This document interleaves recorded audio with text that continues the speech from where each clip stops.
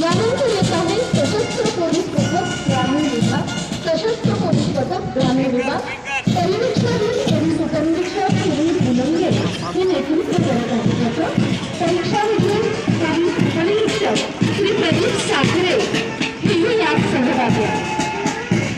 त्यानंतर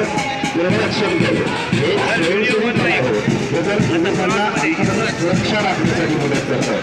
आपत्कालीन परिस्थितीमध्ये समुदायाला मदत करण्याचं काम प्लाटून नायक जयवंत आचार्य गुरुरक्षक आणि प्लाटून नायक रजनीश यांनी केलं.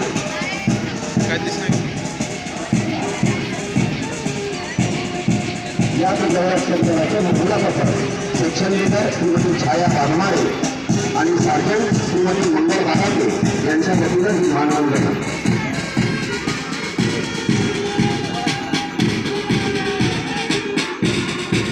यानंतर येत आहे अग्निशमन दल प्लाटून.